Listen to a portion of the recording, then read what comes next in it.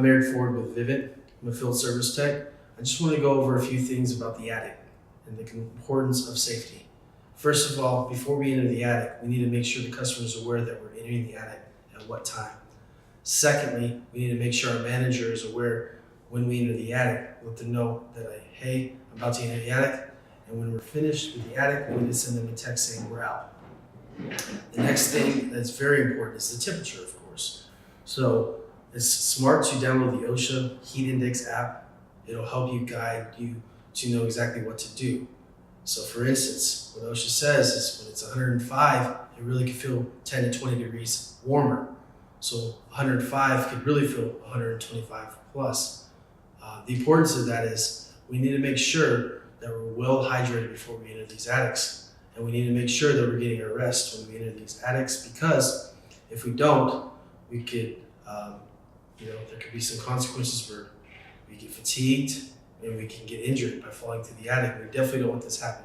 So make sure that we hydrate really well, and also do these guidelines. So if it's 105, it's really 125. That being said, OSHA says every hour we need to make sure we're out every 30 minutes, at least 15-minute cool down. We need to be at least in the room temperature around 76 degrees to cool our bodies down.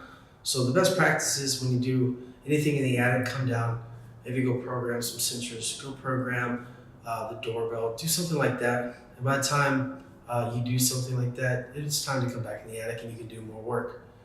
But make sure you're hydrated and you follow these guidelines, because this is very important. If it's any temperature, 130 degrees or higher, we need to make sure we're out every 10 minutes and at least 5-minute cool down. This is very important when we hit these kind of temperatures. Thank you. Hi guys, I'm back. I want to go over PPE equipment that we need to use when we're in the attic. First, hard hat. It's very important because there are screws and nails that come through the rafters, and we need to make sure that when we get up that we have a hard hat so it doesn't injure us. It can cause serious injury.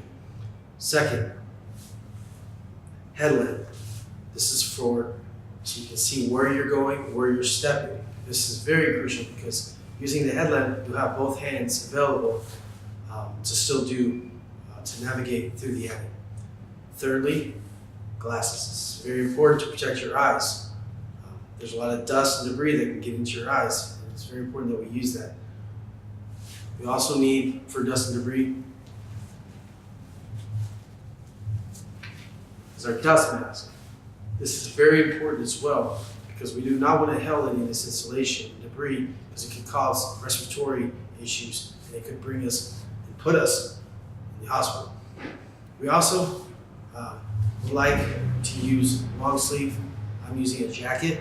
It's to protect me from the installation, anything that we deal with in the attic. So I do recommend to use some kind of long sleeve shirt. I know it gets hot in the summertime, so sometimes you can buy just sleeves for your arms. Lastly, I like to go over is our knee pads. It's very important when we're crawling around in these attics that we have knee pads so we're not injuring or hurting our knees. Hi guys. The next step I want to go over is entering the attic. So it's very important for us to see what we're dealing with. At this location, looks like we're dealing with a drop-down attic with a ladder. It's very important that we know that this is sturdy and that we can actually use this. Also, there is other attics that we go to that don't have the drop-down, and then we actually have to use a ladder to get into, which is okay. But we need to make sure that we're not ever using the customer's ladder. We're always using our ladders to enter those attics. For an attic like this, we want to make sure that it's sturdy. And so here's the steps to making sure that this ladder is sturdy and that we can use it. So first, we want to pull this down. We want to make sure that we're careful, and we want to make sure that there's nothing around. If it's a cluttered area, we need to make sure that we move those items. If we need to ask the customer to help us move the attic, move this stuff around to get to the attic, we need to do that. It's very important. But this is very clutter-free. It's a lot of space. So first we're going to pull it down, be very careful, make sure nothing's going to fall on us. We're going to look around. It looks good. Everything looks good. Everything's coming down like it should. Okay, so it's nice and easy. Okay, nextly, we're gonna look up. Everything looks good. It looks like a brand new ladder, so we should be fine. But we always need to be careful. Secondly, we're gonna bring down the ladder nice and slowly. 2 hands, catch it, bring it down slowly. As we're doing this, we're gonna make sure that this is sturdy. We're gonna bring it down nice and slow and easy. Now that the ladder's down, we need to make sure it is sturdy. So I'm going to put a little tugs on it. It looks great. I'm going to make sure that I always have 3 points of contact when I'm coming up this ladder. Very important that we stay sturdy. Make sure you have 3 points of contact. So here we go. Take one step, kind of fill it out. I feel like it's very sturdy, so I'm going to continue on.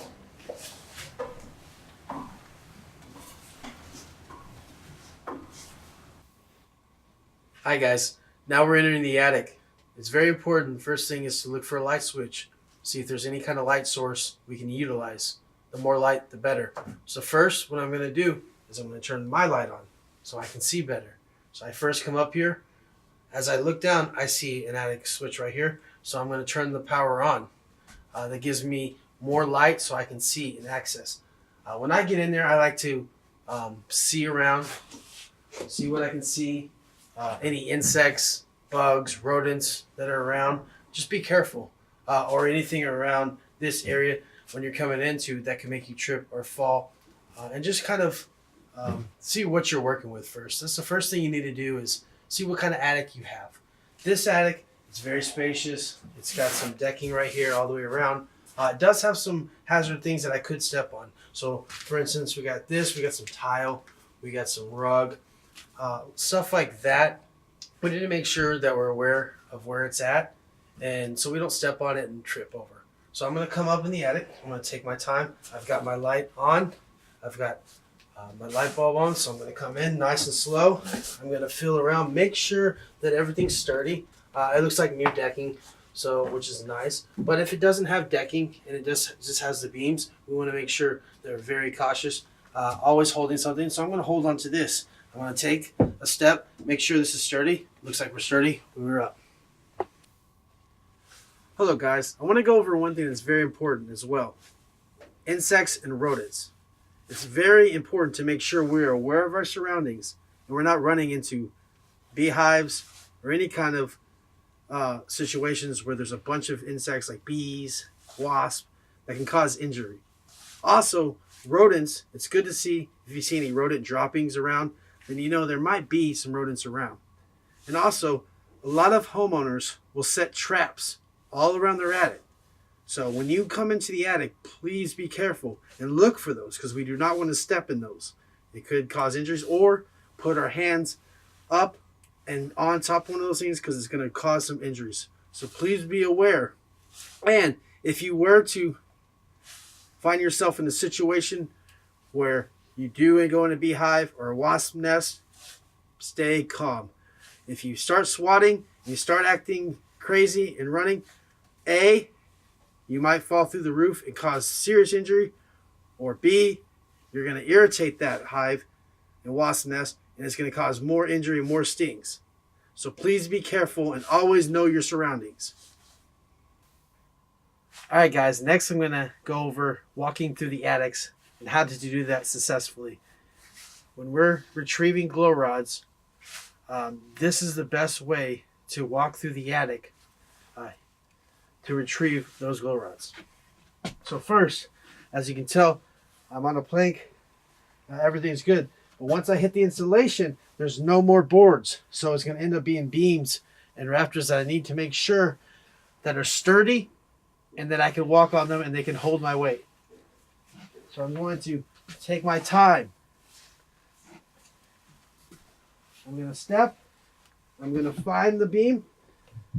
Move, get the insulation with your feet. Kind of got it around. I found the beam. I'm going to put weight down. Okay? It's nice and sturdy. It's definitely good. You got to be careful because sometimes there's going to be beams there that are not mounted correctly or they're not even at all nailed into the wood. So that being said, if you step on that with all your weight, you're going to fall and go through the attic. So please be careful. I'm going to hold on to this as my sturdiness and I'm gonna put my weight. It's good. I'm gonna take a step, keep my hand on here, push weight, I'm good. I'm gonna look forward. I'm gonna do the same thing. I'm gonna find the best route to get to that glow rod. As you look, my glow rod is straight ahead. I see a long beam, a support beam that goes all the way there. I'm gonna try to get over there. So I'm gonna step. I'm gonna make sure it's nice and sturdy. Put my weight on it. I'm good. And I'm gonna make my way through the attic, nice and slow, making sure that every step I take is nice and sturdy. It can hold my weight. Always have 3 points of contact. 3 points of contact always. See? One hand, right hand, and I got 2 feet now. Steady. I'm going to go nice and slow. Take a step. It's sturdy. Move over.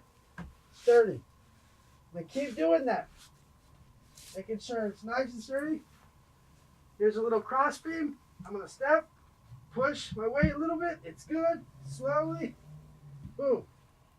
Now I got my glow rod right here. I'm going to keep my hand on here. Keep that hand right here. Get down. Retrieve the glow rod. Come back. I'm going to still, nice and easy.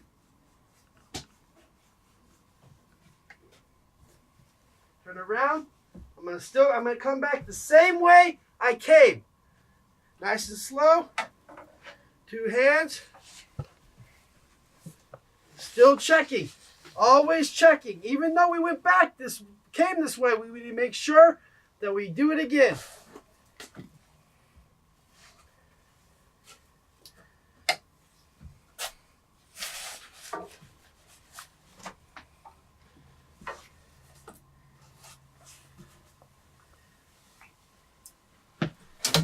Nice and easy. Never rush. Always being precise. And that's how you chase and grab a glow rod through the attic. Okay, guys. Last thing I want to go over is electrical wiring. So as we look here, I've uncovered electrical wiring. It is very important that we're not cutting or slicing through this insulation because we can cause damage and we can injure ourselves.